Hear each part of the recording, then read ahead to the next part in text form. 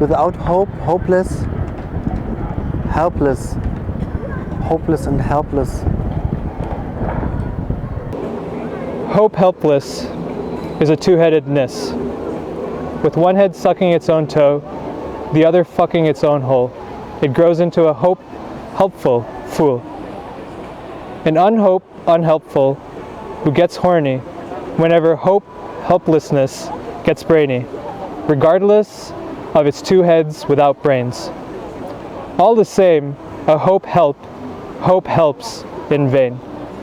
Hope helpless is a two-headed ness, with one head sucking its own toe, the other fucking its own hole. It grows into a hope helpful fool, an unhopeful unhelpful who gets horny whenever hope helplessness gets brainy, regardless of its own two heads without brains. All the same, a hope help is in vain.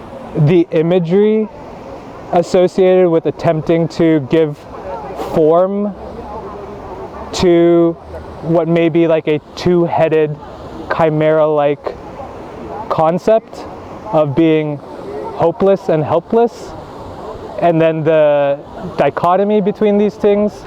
So hopeless and helpless may be like siblings, but then they also have their own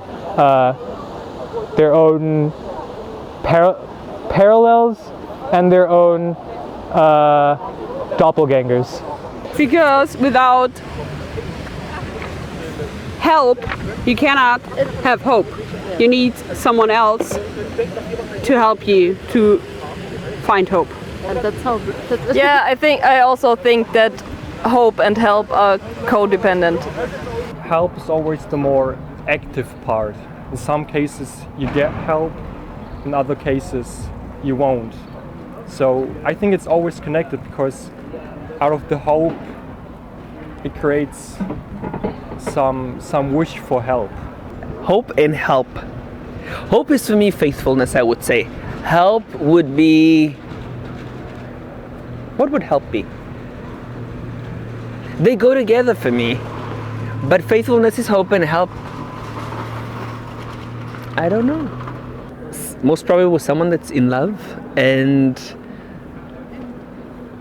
yeah, you end up doing something, and at the end of the day there's nothing coming back in return, in the sense where I say here it says hope helplessness is a two-headedness, in the sense of you love and you give and you restore and everything, and nothing comes in return by being loyal and being hopeful, and the other one doesn't completely give what is expected. Hope and help is having faith in someone. At the end of the day, for me, being in a relationship would be you trust this person. That comes with faithfulness. And help would be not helping somebody at the end of the day, but at the end of the day being... Hope helpless is a two-headed ness, with one head sucking its own toe, the other fucking its own hole. It grows into a hope helpful fool. Unhope unhelpful who gets horny. Wherever hope helplessness gets brainy, regardless of its two heads without brains. All the same, a hope helps in vain.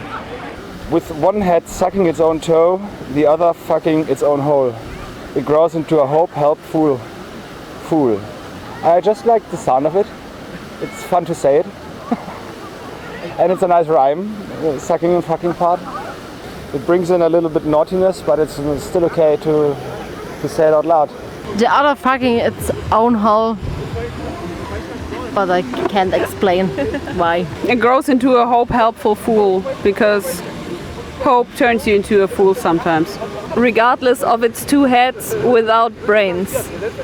Whenever hope helplessness gets brainy, because it sounds, when I read the poem the first time, it's almost like when you've seen a red flag before and you don't have any, how do I say, when you don't know what to do, and at the end of the day you kind of like sit back and you think to yourself, what should I do? And it's always the inner instinct. When you listen to your instinct by making the right decision, by ending a relationship that's not even ongoing, not just a relationship, I mean like with anything. If a friend or someone doesn't give it's a give and take thing. If they don't give anything and you just make a decision by letting it go, going on, kind of like you gain your wisdom at the end of the day. by making the rightful decision, by taking care of yourself. So that is when you sit back and you're like, okay, if this is not giving me anything, that's why I'm saying when helplessness gets brainy, when you have done what you can or could in the moment. You think a lot without really thinking about it. All the same, a hope, helpless and vain.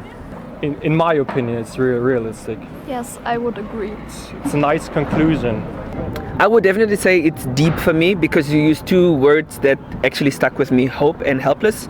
At the same time, I would also say I don't know whether the poem was written from a place of anger and helpless and being tired, but the vulgarity of the whole thing, it struck with me because I think it's not the words that he uses, it's not that it's not foul language in the sense you're expressing yourself as vulgar as possible, but I also feel at the same time it is pretty I had enough kind of thing. And that's why you've expressed yourself where you said you use words like the other fucking its own hole kind of thing, like the words being vulgar because you're just tired and exhausted. It's enough. Your use of parentheses are interesting. They are a useful tool to enable the reader to capture or create this imagery. A little bit of Greek, what's the word? Mythology. Mythology. Yeah, because of the two-headedness and stuff like that. So it attempts to evoke the duality that I mentioned earlier. And I think the color contrast emphasizes that a lot more than the mirror reflection, both right and vertical and horizontal, of a singular head.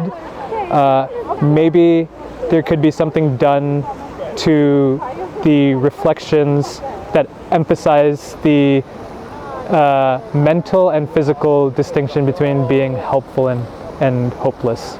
Yeah. Fantastic. Yeah. Really repictures the two-headedness. It's like a two-sided mirror. Hopeless, helpless, hopeful, helpful. We are very hopeful, but also helpless. Helplessly hopeful.